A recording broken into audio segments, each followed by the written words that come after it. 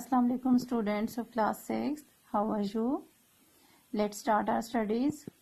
Students, this is unit number 8, Muslim rule in South Asia.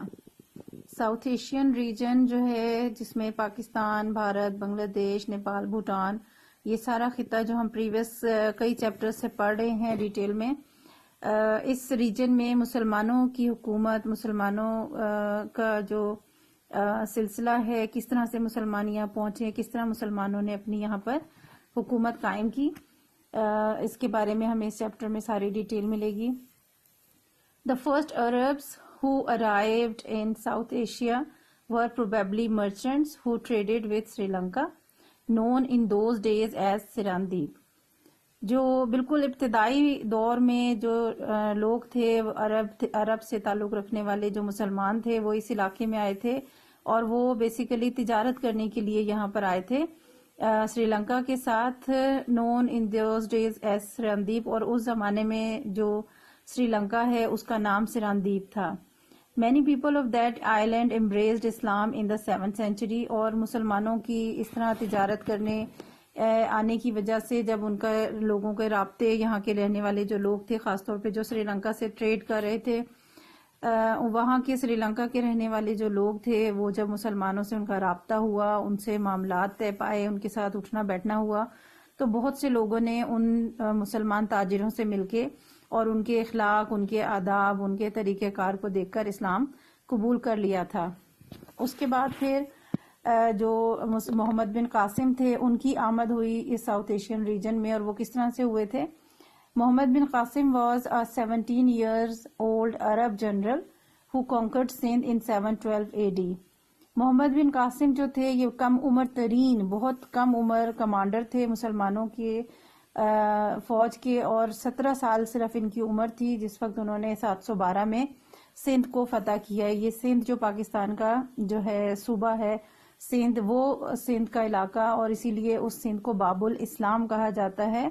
बाब कहते हैं दरवाजे को, इस्लाम का दरवाजा, यानी कि यहाँ से जो है वो मोहम्मद बिन कासिम के जरिए मोहम्मद बिन कासिम ने सिंध को फतह किया, और उनके यहाँ आने के बाद ही यहाँ पर इस्लाम फैलना शुरू हुआ. It is generally believed that some pirates had attacked the Arab ships on their way back from Sirandi. आमतौर पे ये कहा जाता है कि जैसे हमने भी ऊपर की लाइंस में पढ़ा कि अरब जो है थे ताजिर, वो यहाँ साउथ एशियन रीजन में जो मुल्क है श्रीलंका, जिसको सिरांदीप कहा जाता है, उनके साथ अपनी जो है वो ट्रेड, उनका बिजनेस जो है तिजारत किया करते थे अपना. तो एक शिप जो था अरबों का, वो यहाँ से श्रीलंका से जो है वो जा रहा था वापस. तो रास्ते में जो पायरेट्स थे, जो समुद्री लुटेरे थे, उन्होंने उस शिप को लूट लिया. And when Raja Dahir the ruler of Sindh failed to punish the pirates, जो सिंध का बादशाह था, हुक्मरान था, उसका नाम था राजा दाहिर, वो इन पायरेट्स को, इन लुटेरों को पकड़ने में नाकाम रहा और उन्हें पनिश भी नहीं किया उसने. अरब rulers decided to take matters in their own hands. तो फिर अरब रूलर्स ने, जो अरबों के हुक्मरान थे, बादशाह थे, उन्होंने उस वक्त जो थे ये हज्जाज बिन यूसुफ थे हुक्मरान, और उन्होंने डिसाइड किया कि अगर ये राजा दाहिर खुद इन पायरेट्स को सजा नहीं देगा, इन्हें नहीं पकड़ेगा, तो फिर वो इस मामले को खुद हैंडल करेंगे. The first important city that fell to Mohammad bin Qasim was दीबर, possibly the same city that was later called Bambor, the ruins of which have been discovered near Karachi. Mohammad बिन कासिम को जब हजाज बिन यूसुफ ने भेजा यहाँ पर इन पायरेट्स को पकड़ने के लिए, हमला करने के लिए, और मुसलमानों के शिप को, मुसलमानों को आज़ाद कराने के लिए, तो जहाँ पर मोहम्मद बिन कासिम पहले दाखिल हुए थे, बेसिकली वो शहर था दीबल, जो जिसको आमतौर पे जो है भंबोर कहा जाता है, नाम है उसका भंबोर, और यही वो शहर है जिसके जो खंडरात भी, आसार भी मिले हैं कराची के करीब से. ही defeated Raja Dahir in the battle near present day Sukkur. Mohammad बिन कासिम ने राजा दाहिर को शिकस्त दी. आज का जो मौजूदा दौर में जो सक्खर शहर है उसके करीब इनकी जंग हुई, और मैदान जंग में शिकस्त हो गई राजा दाहिर को, और Dahir was killed in the battle field. और राजा दाहिर जो है, ये हिंदुओं का जो रूलर था, وہ اسی میدان جنگ میں مارا گیا. And the Arabs occupied all of Sindh and some parts of southern Punjab. اور پھر مسلمانوں نے محمد بن قاسم اور ان کے ساتھ جو مسلمانوں کی فوج آئی تھی انہوں نے سندھ کو آکوپائی کر لیا, قبضہ کر لیا, اور یہاں اس سندھ میں اور جو ساؤدرن پنجاب جنوبی پنجاب کا علاقہ ہے وہ سارا مسلمانوں کے انڈر آ گیا. The invasion of Muhammad bin Qasim was important. He was a stern general, but he treated the people of Sindh with kindness once the province was captured. محمد بن قاسم جو تھے وہ ایک مضبوط اور سخت جنرل تھے, لیکن انہوں نے یہاں کے لوگوں کے ساتھ بہت اچھے طریقے سے اچھا سلوک کیا, بہت حسن سلوک سے پیش آئے.